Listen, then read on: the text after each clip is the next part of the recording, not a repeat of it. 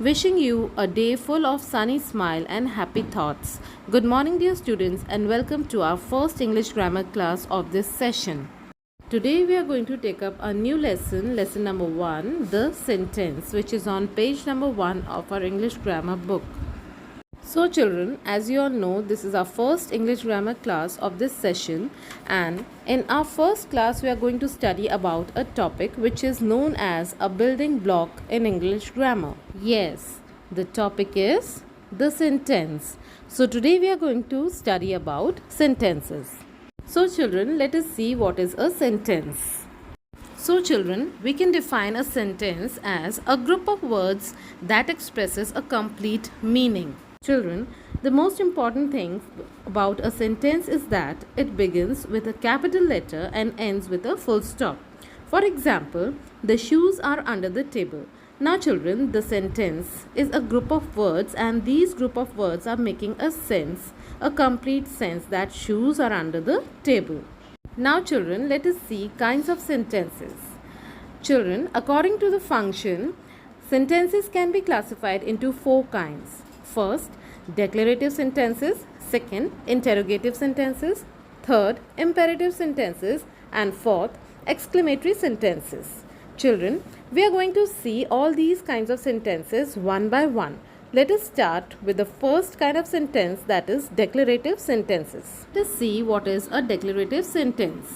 Children, a declarative sentence is a sentence that expresses a statement in general.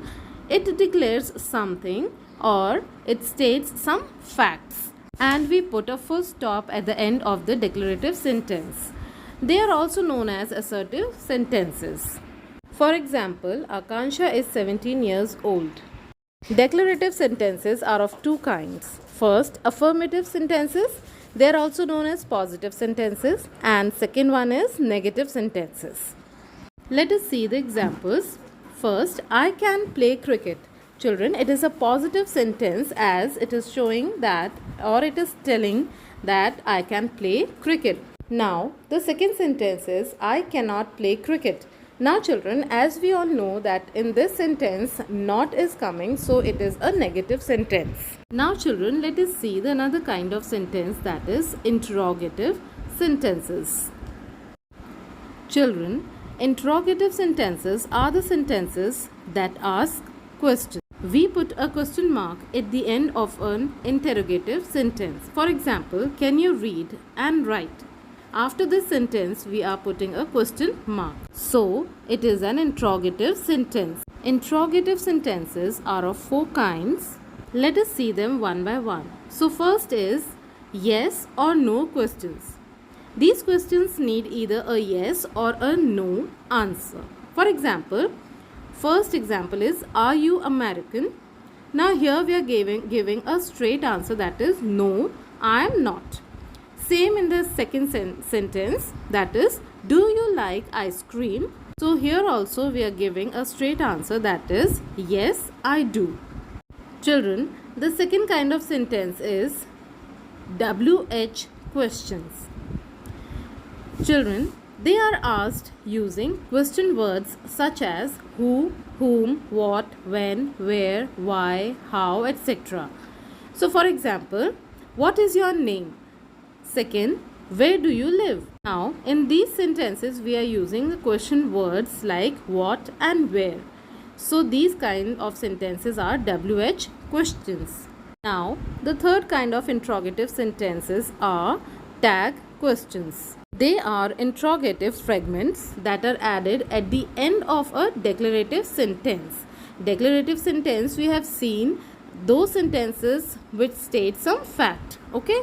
After a declarative sentence, we will add an interrogative fragment to form questions. For example, your pet loves you, doesn't it?